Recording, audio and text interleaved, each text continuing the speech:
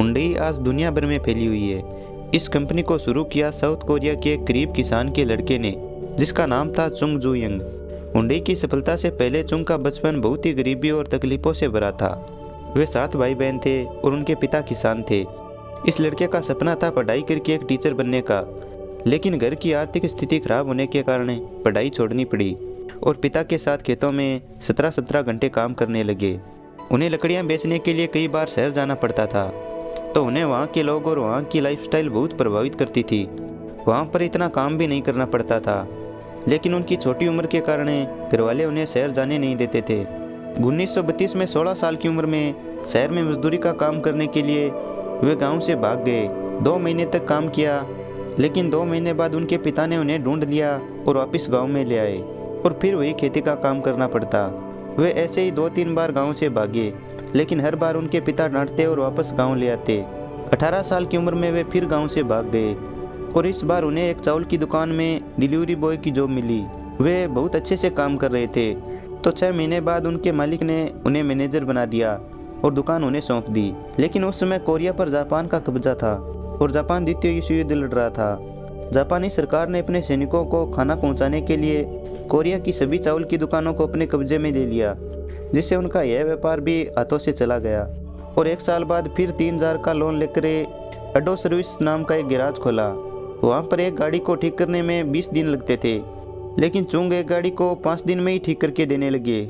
इससे उनका बहुत मुनाफा हुआ, लेकिन उनकी किस्मत उनसे संघर्ष करवाना चाहती थी।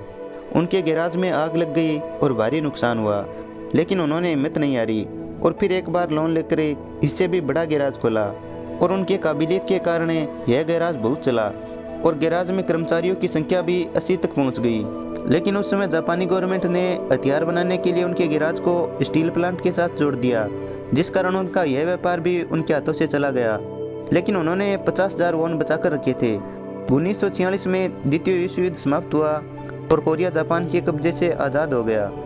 और फिर चुंग ने अपना तीसरा कारोबार शुरू किया और इस बार उन्होंने अपने गैराज का नाम रखा हुंडई ऑटो सर्विस। जापान को द्वितीय विश्व युद्ध में हराने के बाद दक्षिण कोरिया में अमेरिका का प्रभाव बढ़ गया, जिस कारण चुंग को अमेरिकन आर्मी के ट्रक रिपेयरिंग का काम मिल गया, जिससे हुंडई गैराज की तरक्की अच्छी चली।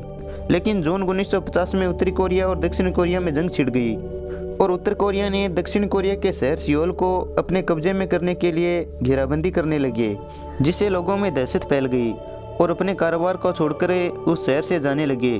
चुंग भी कुछ बचत के पैसों के साथ दूसरे शहर चले गए। हुंडई सक्सेस पाना उनके लिए इतना आसान नहीं था।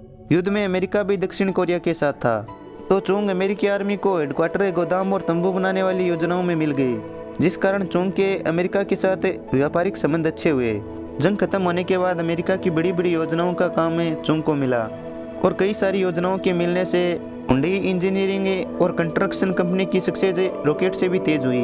1960 तक हुंडई निर्माण कार्य की एक बहुत बड़ी कंपनी बन चुकी थी और उसी समय दक्षिण कोरिया की सरकार ने एक कानून बनाया कि कोई भी विदेशी कार कंपनी दक्षिण कोरिया में तभी व्यापार कर सकती है जब कोई दक्षिण कोरिया की कंपनी के साथ साझेदारी करेगी। इसमें चुंग का दिमाग चला और 1967 में उन्होंने हुंडई मोटर कंपनी की शुरुआत की। उन्हें गाड़ियां बनानी तो आती नहीं थी, तो उन्होंने अमेरिका की फोर्ड कंपनी के साथ साझेदारी की और अमेरिका भी दक्षिण कोरिया में व्यापार करने के लिए ऐसी कंपनी की तलाश कर रही थी। और फिर 6 महीने में एक बहुत बड़ा असेंबली प्लांट बनाकर तैयार कर दिया और उस समय फोर्ड की कोर्टिना कार काफ़ी मशहूर थी और फिर कंपनी ने दक्षिण कोरिया में हुंडई कोर्टिना बनाने का फैसला लिया।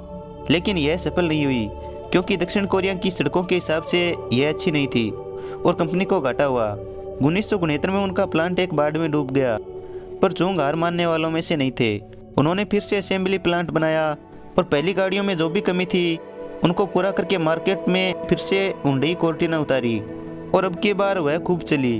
हुंडई निर्माण कंपनी के साथ कार कंपनी भी मशहूर होने लगी, लेकिन फोर्ड को यह बात अच्छी नहीं लगी, क्योंकि फोर्ड दक्षिण कोरिया में अपनी खुद की कंपनी के नाम पर कोई गाड़ी नहीं लॉन्च कर पा रहा था और इसी कारण 1973 में फोर्ड ने हुंडई के साथ साझेदारी तोड़ दी। फोर्ड से साझेदारी टूटने के बाद हुंडई दूसरा साझेदार ढूंढने लगी, क्योंकि उन्हें गाड़ियां बनाना नहीं आता था। बहुत कोशिशों के बाद उनकी साझेदारी मित्सुबिशी से हुई और हुंडई अपनी खुद की कार बनाने में जुट गई। उन्होंने दक्षिण कोरिया के हिसाब से एक ऐसी सस्ती, सुंदर और टिकाऊ गाड़ी बनाई जो मिडिल क्लास के लोगों के लिए थी और उसका नाम था हुंडई पोनी। और यह गाड़ी दक्षिण कोरिया में इतनी मशहूर हुई कि दक्षिण कोरिया की कार मार्केट का 60% मार्केट शेयर अपने कब्जे में ले लिया। दक्षिण कोरिया में 30,000 कारें बिकती थी, लेकिन चुंग 3 लाख गाड़ियां बनाने लगे और दूसरे देशों में भी भेजने लगे। हुंडई ने बाहर की सड़कों और कारों को समझा और 1982 में पोनी 2 लॉन्च की और यह कार दक्षिण कोरिया के साथ अफ्रीका, लैटिन और कनाडा में भी कामयाब हुई और हुंडई अब तक एक बहुत अच्छी कार कंपनी बन चुकी थी और कंपनी कार बनाने में इतनी माहिर हो चुकी थी कि कार न बिके ऐसा संभव ही नहीं। उस समय अमेरिका के लोग सेकेंड हैंड गाड़ियां ज़्यादा लेते थे, तो हुंडई ने अमेरिका में सेकेंड हैंड की कीमत पर अपनी नई गाड़ियां बेची और अमेरिकी मार्केट को हिलाकर रख दिया।